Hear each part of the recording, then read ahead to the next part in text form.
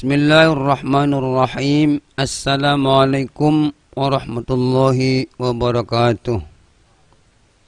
Sahabat Al-Fumedia Channel yang berbahagia, alhamdulillah, nahmaduhu wa nasta'inuhu wa nastaghfiruh wa na'udzu billah min syururi anfusina wa min sayyiati a'malina. Man yahdihillah fala mudilla lah wa man yudlilhu fala hadiya lah. Amma ba'du. Para pemirsa sahabat Al-Fumedia Channel, kita lanjutkan diskusi pembicaraan mengenai pentingnya waktu dalam kehidupan. Dalam pembicaraan pertama kita sudah memberi prolog bahwa waktu itu lebih mahal daripada emas. Kalau orang sana, orang Mancak tuh ngomongnya the time is money. Waktu adalah uang. Jadi kalau nggak ngisi waktu, kalau orang tidak mampu mengisi waktu, nggak punya uang dia. Jadi kalau dia geladak-gelidek, dia miskin. Nggak dianggap orang. Useless namanya. Tidak bisa dipakai. Tidak punya uang. Tidak berbudaya. Tidak punya inisiatif. Tidak punya kreativitas. Waktu adalah uang. Itu slogan orang sana. Sebelahnya Mancak tuh. The time is money. Kalau kita kemarin menyatakan al-waktu asmanu minaz zahab. Bukan sekedar waktu itu uang, tapi waktu lebih mahal daripada emas. Lebih mahal daripada uang. Lebih mahal daripada rumah dan istana. Istana bisa dipakai, bisa dibeli, bisa dibuat. Kalau waktu udah habis, hilang. 1 tahun yang lalu, sehari yang kemarin hilang, nggak ada di tokonya, udah nggak bisa kejar lagi. Habis. Dan itu pemahamannya kalau diluaskan, waktu itu diliputi oleh matahari, oleh langit, oleh udara, segala fasilitas alam ini. Lama 24 jam itu. Lalu gak digunakan. Kalau itu dianggap sebagai modal hidup, maka tak terhingga. Maka sebutnya dalam Quran, wal asri innal insana lafi khusrin illa, gitu. Demi masa waktu asar. Sesungguhnya manusia dalam totalitas, dalam keadaan rugi. Kecuali orang yang beriman. Illal ladzina amanu wa amilus sholihat, aktivitas, orang yang beraktivitas, beramal soleh. Kemudian watawassabil haq watawassabil sabr, dan selalu mengadakan komunikasi antar dua kelompok komunitas, saling mewasiati, saling menasihati, saling diskusi, saling mengingatkan, saling memberikan masukan, take and give kalau anak sekarang itu. Atau sebil hak, tentang kebenaran. Itu pembicaranya panjang, al-haq itu. Kemudian atau bersabar, sabr, saling memberikan wasiat, peringatan tentang kesabaran. Yang dipakai bukan ta'awan, ini tausiah, wasiat. Wasiat biasanya orang mau mati, sangat penting. Sesuatu yang paling penting, yang kalau tidak dilakukan, udah nggak ada waktu lagi. Para pemirsa sahabat Al-Fumedia Channel, jadi kalau standar orang-orang sana yang tidak punya pemikiran agama, selalu dikaitkan kegiatan dengan uang. Kalau tidak ada upahnya, nggak mau kerja, nggak mau nolong. Karena standarnya bukan iman. Dalam Islam itu bukan uang, tapi iman standarnya. Jadi iman itu ada di hati. Dimanapun kamu duduk, punya atau tidak punya uang, kamu punya aktivitas yang tidak rugi. Diamnya kau zikir, ada perintah wadhkuruni yadhkurukum wa yashkurullah wa la takfurun. Ada wasabbih, sabbih isma rabbikal a'la kalimat perintah semua. Itu semua aktivitas. Jadi ada aktivitas qalb, hati, rasa, pikiran, jiwa, tangan, kaki, semuanya diolah oleh agama ini. Maka kalau nggak paham, rugi hidup itu. Jadi seolah-olah kegiatan itu yang mencari uang saja. Gitu ya. Nah, binatang nggak bisa kalau gitu, nggak usah sekolah lagi ngeweluku. Kerbau itu dapat upah, diberikan rumput, dapat kandang, nggak usah sekolah lagi ciplu. Ngomong Islam nggak begitu standarnya, bukan sekedar makan dan gemuknya badan dan tempat tingkat yang enak, bukan. Nah, kembali ini bagaimana remaja Islam ini, anak-anak milenial ini tidak tertipu oleh peradaban yang menghanyutkan ini dalam proses mengisi waktunya. Sehingga dia menjadi masyarakat yang kayak supermi itu. Instan. Tidak pernah memikir bagaimana supermi itu dibuat. Dari mana bahan bakunya, bagaimana pabriknya, bagaimana menjualnya, dan segala macam. Itu namanya memakai waktu dan berpikir, meriset, bertanya terus gitu. Jadi tidak menjadi generasi yang instan. Segala kalau kepengen, pikirannya nggak pernah terlatih. Nggak terlatih mentalnya, nggak terlatih menyabari prosesnya. Sehingga cepat terjadi bunuh diri, bosan, melamun, stres, obat. Jadi penyakit kemana-mana. Merubung dirinya. Nggak sabaran. Karena memang ketika waktu kecilnya atau waktu dididiknya itu, dalam peradaban demikian ruwetnya ini, tergiur oleh kehidupan lingkungan. Dia tidak bisa mendisiplin diri. Tidak punya tekad jiwanya itu untuk merubah diri. Beda dengan lingkungan yang salah. Beda dengan lingkungan yang rusak. Dia memanggil teman, membuat kelompok, komunitas tanya jawab, komunitas diskusi, komunitas membaca, komunitas pelatihan, misalnya membongkar mesin mobil, membongkar mesin motor, atau latihan membuat supermi, latihan membuat kue, kalau yang mau detail.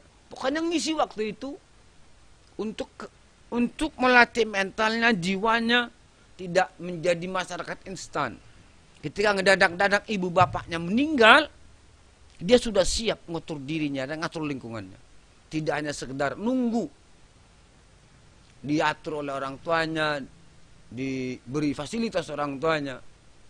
Dan persiapan untuk begitu itu panjang waktunya, tidak ngedadak-dadak.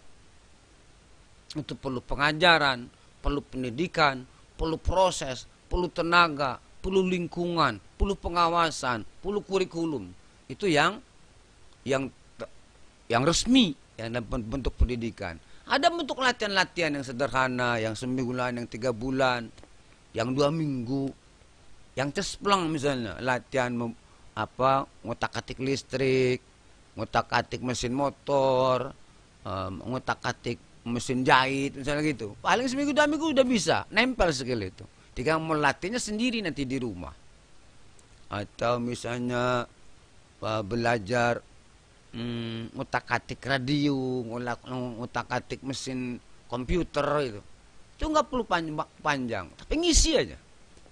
Nah, kalau ada komunitasnya, anak-anak remajanya itu bisa minta ke wali kota, kecamatan, ke lurah supaya lurahnya difungsikan. Lurah nanti minta dana-dana CSR-nya gitu supaya remaja tidak kalut, tidak nakal. Ya, ada yang memfasilitasi tempatnya, birokrasinya, kelembagaannya, tenaga ahlinya, terus itu. Nah, saling mengisinya. Itulah mengisi waktu, berefek berantai. Nah, itu namanya tawasul hak itu. Jadi, kalau hak itu apa? Menolong tuh hak. Mengajar tuh hak. Ngontrol bocah supaya tidak nakal tuh hak. Ngajar ngaji tuh hak. Ngajak sholat itu hak. Hak tuh banyak. Khidmat orang tua hak. Nunggu supaya masyarakat kampung tidak ada maling garong, ada keamanan tuh hak. Mengamankan. Itu udah pahala semua itu. Jadi bukan sekedar money. Bukan sekedar uang yang fisik. Ya, karena standarnya memang iman. Meniadakan kerugian itu karena iman awalnya. Kalau nggak ada iman, nggak ada standar tertib iman, amal soleh, iman aktivitas, Nggak ada di situ fasilitas uang, fasilitas fisik, nggak ada. Berangkatnya dari iman yang memiliki alam semesta yang kita main itu, pemilik segala fasilitas. Nah, itu udah ada yakin dulu dalam jiwanya itu, udah menang sebenarnya anak-anak Islam itu. Cuma dijauhkan dari cerita-cerita Nabi, dijauhkan dari cita-cita kegaiban ketuhanan, kegaiban akhirat, dan seterusnya cerita-cerita Quran itu. Nah, boleh juga ngisi waktu itu anak-anak yang sudah aliyah, sudah SMA, SMP bisa menciptakan komunitas cerita. Cerita Nabi, cerita malaikat, cerita para ulama, cerita sahabat. Bisa bukunya dibaca atau misalnya lewat YouTube, lewat Google. Itu ngisi waktu yang positif.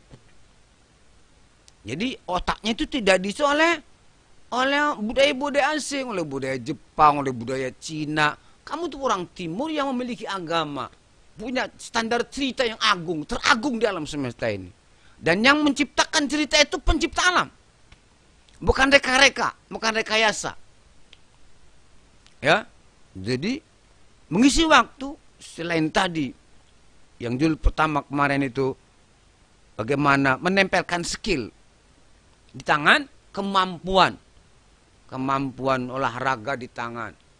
Kalau dihitung nih, misalnya main voli, main pingpong, main badminton itu tangan, berpuluh tangan, kelicikan tangan, main silat tangan, masak tangan, menjahit tangan, permesinan tangan, IT tangan, apalagi membuat petukangan, membuat meja, kursi, lemari, perumahan, pintu, dan segala macam ada di tangan.